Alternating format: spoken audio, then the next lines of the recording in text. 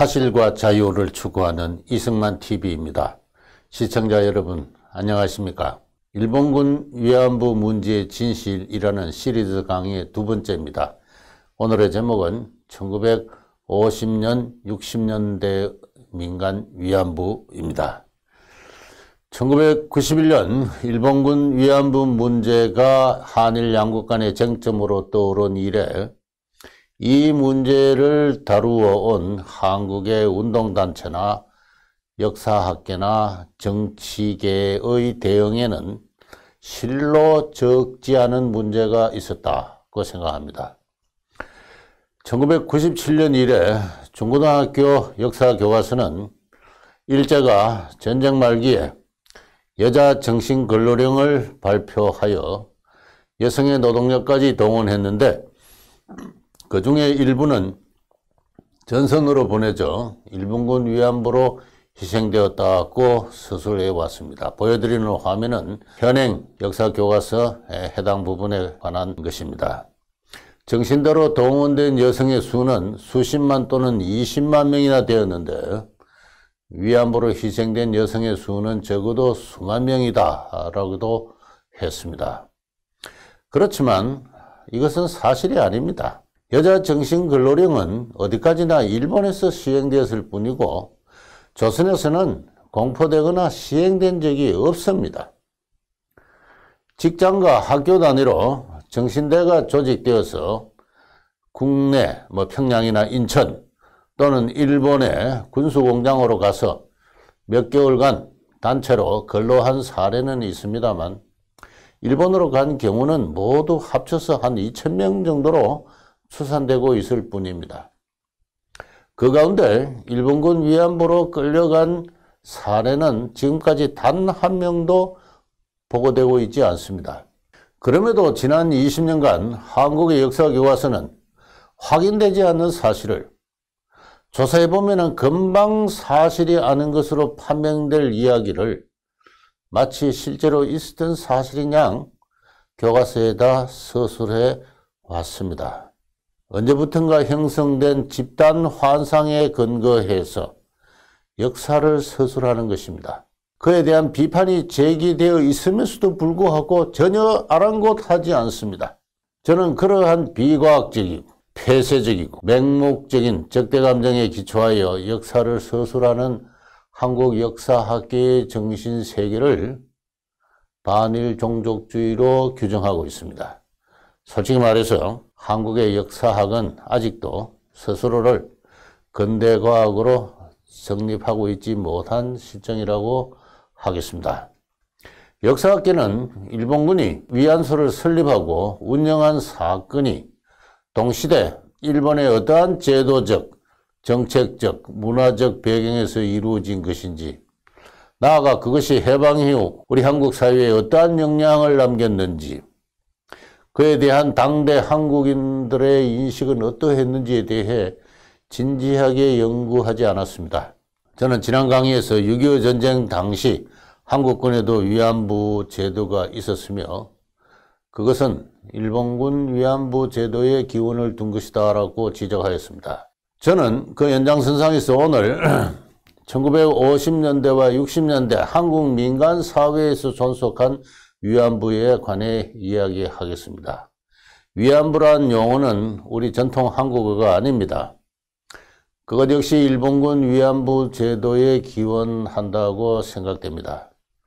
그 말이 1945년 해방 이후에도 한국인의 언어 생활에 남아서 1960년대까지 공적으로나 사적으로 활용되었습니다. 한국군 위안부가 그 한 가지 예라면은 미군 위안부는 또 하나의 사례가 되었습니다. 그리고 민간에서도 성매매 산업에 종사하는 여성을 가리켜 위안부라고 불렀던 것입니다. 그에 관해서는 창녀다, 매춘부다, 갈보다, 윤락, 여성이다 등 훨씬 널리 쓰인 여러 호칭이 있습니다만 한국 정부가 채택한 공식 용어는 위안부였습니다. 1955년부터 정부가 발간한 보건사회 통계연보라는 통계자료집에서 그 점을 확인할 수 있습니다. 이후 1957년에 전염병 예방법 시행령이 제정되는데요. 거기서 위안부는 매음을 하는 여자로 주 2회 성병금진의 대상으로 규정되어 있습니다. 그 위안부라는 용어에는 일본군 위안부에 대한 한국인의 집단 기억이 담겨 있다고 하겠습니다. 그것이 오늘 강의에 제가 강조하고 싶은 요점입니다.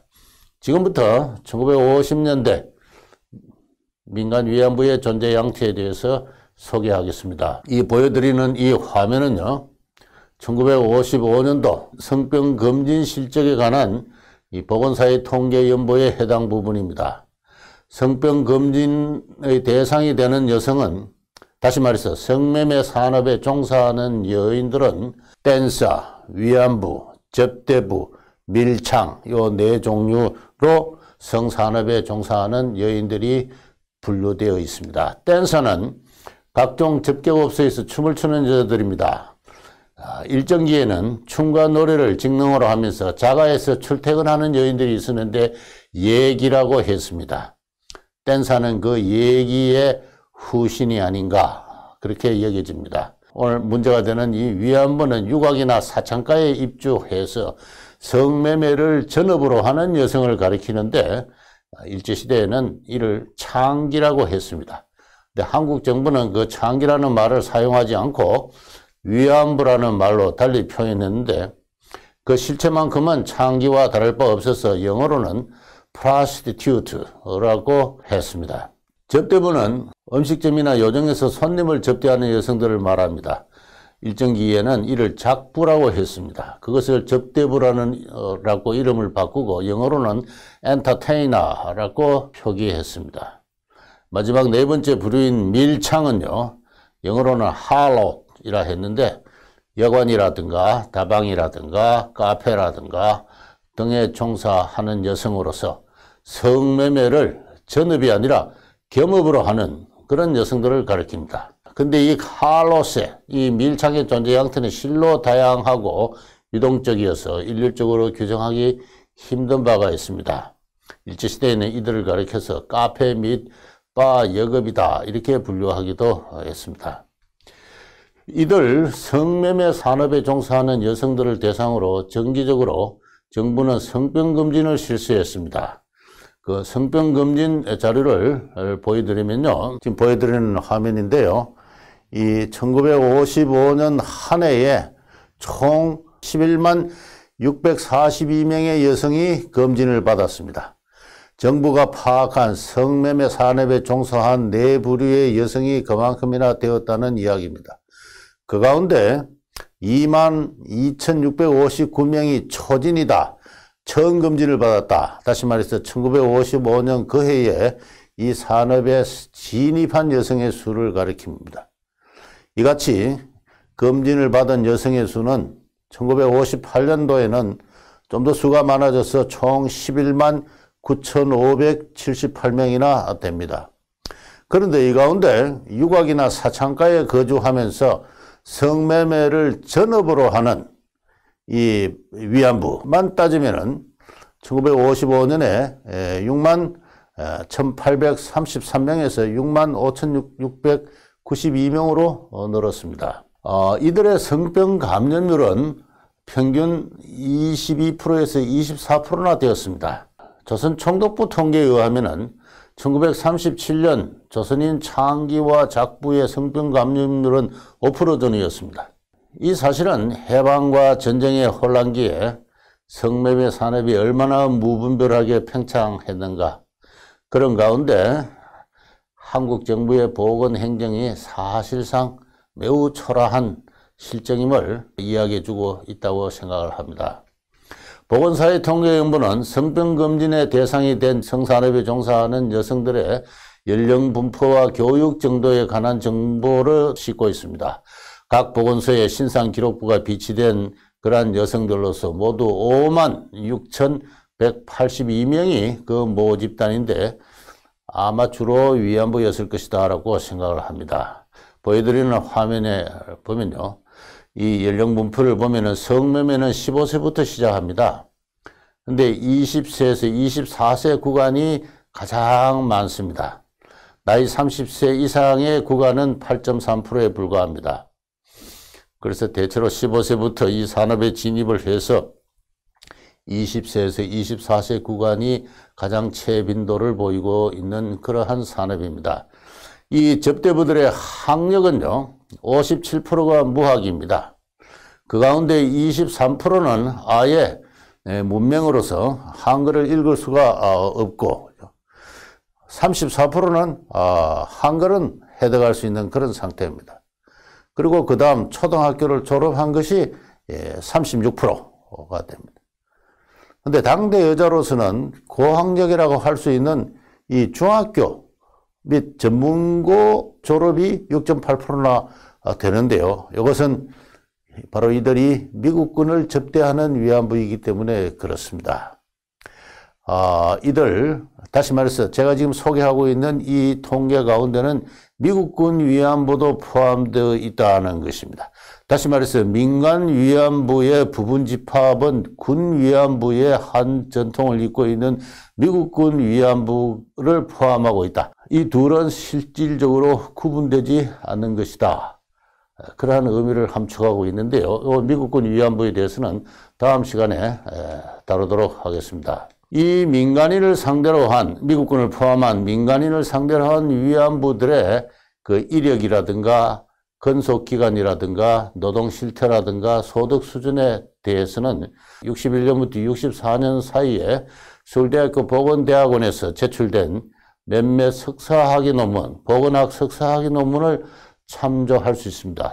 대략 한 3편 정도가 있는데요. 이들 논문은 1961년 서울시 부녀보건소에 수용된 600명의 위안부, 그리고 1963년에 서울시 성동구 보건소에 등록된 144명의 위안부, 그리고 1964년 군산시 보건소에 등록된 188명의 위안부를 대상으로 그들의 이력, 근속기간, 소득 수준 등을 조사하였습니다. 서울시 부녀보건소에 수용된 600명의 위안부는 등록된 카드를 보고 한 것입니다만 나머지는 실질적으로 석사학위 논문을 작성한 사람들이 위안부들과 절대 비밀 보장을 전제로 해서 면접해서 조사한 것입니다. 보여드리는 화면은요, 이들의 전직이 위안부 되기 이전의 전직이 무엇인가를 조사한 것인데요. 서울시 1961년은 서울시 부녀보건소에 등록된 600명이고 서울시 성동구는 성동구 보건소에 등록된 144명, 군산시는 군산시 보건소에 등록된 188명입니다. 서울에서는 식모 출신이 가장 많고 군산에서는 고아 출신이 가장 많았습니다. 일반적으로 말해서 전쟁의 상처로 가정이 파괴되어 고아원을 전전하거나 극빈계층의 자녀로서 부모의 보호를 받지 못하거나 가정불화로 가출하거나 버려진 여인들이 식모로 들어가거나 다른 직종의 집계급에 종사하다가 위안부로 되는 경로가 가장 일반적이었습니다. 그 구체적인 동기를 보면요, 표현에 나와 있지 않습니다만 생활고 곧 가난에 쪼들려서 이 사창가로 밀려 나온 경우가 가장 많고, 그 다음에는 이미 진입한 비슷한 처지에 있는 친구의 꼬임이 또한 매우 중요한 계기로 작용했습니다. 남자 유혹이라든가 팔렸다 하는 경우도 적지 않은데 이는 인신매매를 이야기하고 있습니다. 친구의 꼬임 가운데서도 내용을 따지고 보면은 인신매매인 경우가 많습니다. 위안부가 된 이후에 얼마나 장기간 이 성매매 산업에 종사했는가에 대해서는 그 알려진 정보는 지역에 따라서 상이합니다. 이 서울시 부녀보건소에 수용된 여자들은 1개월 미만에서부터 5 내지 10년에 이르는 다양한 어떤 구간의 분포를 보이고 있는데요. 이들을 그 가정평균을 구하면은 평균 1.1년입니다. 1.1년, 진입했다가 1.1년이면은 퇴출을 하는 것이 일반적인데, 그보다 훨씬 짧을 수도 있고, 매우 길어서 5 내지 10년에 달하는 경우도 있습니다. 성동구 보건소의 경우는 여자들은 평균 6개월입니다. 이 성동구 보건소는 논문을 쓴 사람들의 소개에 의하면은 일종의 집창이 아니라 산창의 형태로 개별 영업인 경우가 많았던 것 같습니다. 이런 경우는 들어왔다 6개월 이내로 나가는 경우가 많습니다. 그러나 이 군산시는 전국적으로 유명한 집창지역입니다. 여기서는 가장 긴 평균 2.5년의 길이를 보이고 있습니다. 이 세 케이스로 전체를 대변할 수 있을지는 의문입니다만 이 세 케이스를 단순 평균하면 1년 4개월입니다. 그렇지만 위안부의 근속 연수는 사람마다 또 지역마다 편차가 매우 심하여서 1개월 내지 6개월에 불과하기도 하지만 2년 내지 5년 이상 이 산업에 빠져나오지 못하고 침전하는 그런 경우도 적지 않았습니다. 특정 포주에 매이지 않고 개별적으로 또는 몇 사람이 동업의 형태로 종사한 경우에는 그 기간이 길지 않습니다. 서울 성동구가 조금 전에 말씀드린 대로 그러했다면은 군산의 경우는 유명한 집창촌이고요. 거기서는 절반 이상의 사람들이 2년 이상 체류하였습니다. 여기서는 상당수의 위안부가 포주에게 진 빚으로 인해 거기를 탈출하지 못하고 채무노예적 상태에 빠졌을 가능성이 큽니다. 이 보여드리는 이 화면은요, 군산시의 유명한 집창촌인 개복동 텍사스촌 거리입니다. 1950년대, 60년대 사진은 물론 아닙니다. 2003년에 이곳에 대화재가 나서 위안부 12명이 불에 타 죽은 비극적인 사건이 발생했습니다. 당시 위안부들은 불이 났지만은 방 안을 탈출할 수가 없었습니다. 잠겨 있었던 것이죠. 포주에 의해서 방 안에 감금되어 있었습니다. 채무노예적 상태에 있었던 것이죠. 2003년까지도 이러했으니 1950, 60년대는 더 말할 것이 없습니다. 서울시 성동구와 군산시의 위안부에 대해서는 그들이 하루 몇 명의 유객을 손님을 접대했는지에 대해서까지도 조사했습니다. 노동의 강도는 한결같지 않았습니다. 이 보여드리는 이 편은요, 참 세계적으로 희귀한 자료라고 생각하는데 성동구 144명은 하루 평균 3.7명, 많게는 10명 내지 11명까지 손님을 받기도 하고 작게는 1명을 받기도 하고 노동시간도 각기 다릅니다. 하루에 뭐 한두 시간씩 하고 만 경우도 많지만은 그러나 맹렬하게 10시간 이상씩, 12시간씩, 심지어는 14시간씩 그렇게 일한 그러한 사람도 있습니다. 그래서 평균 내면은 하루에 3.7명입니다. 군산시의 188명은 하루 평균 4.43명을 맞이했습니다. 군산시 188명의 경우는 손님을 맞이한 것을 넘어서서 하루에 선교 횟수도 조사되었는데요. 아주 훈련받은 간호부들을 시켜서 조사했다고 했습니다. 평균 5.51회였습니다. 저는 이 통계를 보면서 지난 강의에서 제가 소개한 한국군 위안부와 민간 위안부는 결국 동질의 존재다라는 결론에 이르게 되었습니다. 한국군 위안부의 공급원은 민간 위안부였습니다. 그리고 그들의 노동 강도도 비슷했다 이렇게 이야기를 할 수가 있습니다. 군 위안부가 하루 6명의 장병을 위안했다면 민간 위안부는 하루에 4-5명의 유객을 맞아서 하루 5 내지 6회가량 선교를 했습니다. 군 위안부 편이 약간 많습니다만 큰 차이라고 할 수가 없습니다. 그래서 군이든 민간이든 동일 산업에 종사한 여성들을 모두 동질적인 존재로서 위안부, 영어로는 prostitute라고 규정하고 불렀던 것입니다. 이 성동구와 군산시의 경우는 위안부의 월 소득이 조사되었습니다. 노동의 강도도 다르고 영업 형태도 달라서 위안부마다 소득 수준의 차이가 큽니다만은 성동구의 경우는 월 평균 5,556원입니다. 그리고 그 다양한 분포를 보이고 있는데 일일이 다 소개하지는 않겠습니다. 군산시의 경우는 월 평균 3,455원이었습니다. 서울과 군산 간의 물가 차이가 있고 또 소득 수준의 차이가 있고 해서 이와 같은 차이가 발생을 했습니다. 하루 접객 수를 고려해서 화대를 계산하면요, 성동구의 경우는 100원이고 군산시의 경우는 52원으로 계산이 됩니다. 포주에게 수입의 절반을 나눈다 하는 그 전제 위에서 계산한 화대입니다. 이 1963년, 64년에 이 산업통계에서 제조업 종사자의 평균 임금을 알 수가 있습니다. 소개하면은 1963년은 3,180원이었고 1964년은 3,880원이었습니다. 근데 이거는 제조업 종사자 평균인데 여자 종업원의 경우는 평균에 훨씬 못 미치는 한 2,000원 내지 2,500원 수준이었습니다. 더구나 국졸 이하의 무학력의 여성에게는 이 제조업에 취업할 기회는 없었습니다. 이런 점을 고려하면은 이 위안부들의 월 평균 5,500원 내지 3,400원의 소득은 당시로서는 꽤나 상대적으로 높은 수준이었다라고 이야기를 할 수가 있습니다. 그래서 앞서 소개된 대로 최빈곤 계층의 저학력 여성들이 해마다 2만 명 이상이 성매매 산업으로, 그중에 1만 명 이상이 성매매 전업의 위안부로 진입해 왔던 것입니다. 그리고 나선 대개 1, 2년에 동직종을 탈출해서 다른 직종으로 옮겨가곤 했던 것입니다. 그렇지만 모든 여성이 다 이 탈출에 성공했던 것은 아닙니다. 약간의 저축과 더불어 탈출에 성공했던 것은 아닙니다. 불행하게도 포주가 쉬운 채무의 덫에 걸려서 빠져나오지 못한 여성들도 많이 있었습니다. 그에 관해서는 적지 않은 정언이 남아 있습니다. 위안부의 모집과 보수의 직업을 군이 관리한 한국군 위안부가 그러했다고는 생각되지 않습니다. 그렇지만 민간 위안부의 경우에는 정부의 관리와 감독이 허술하였습니다.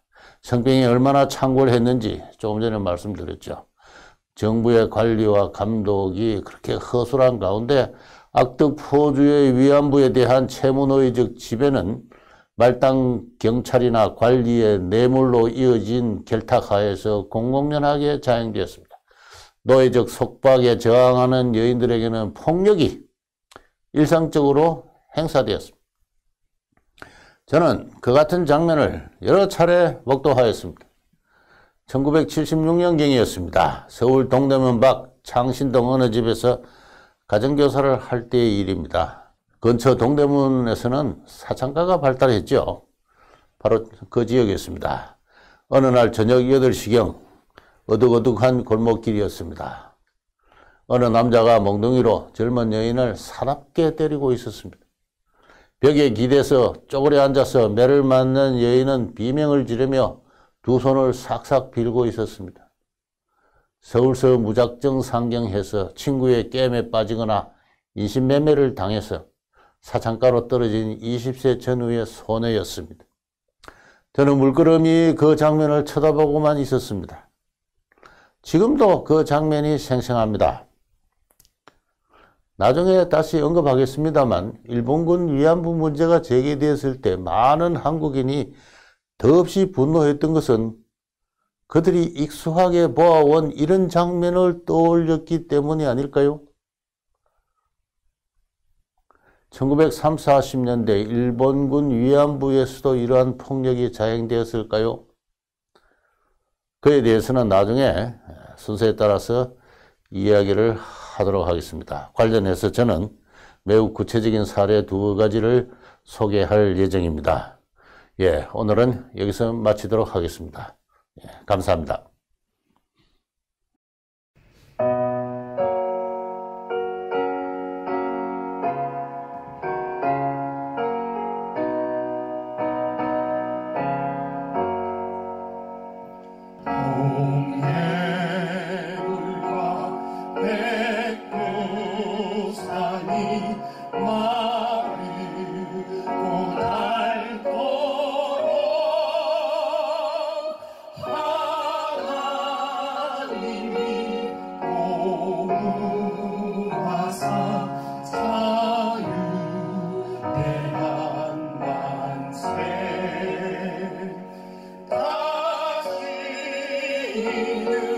종례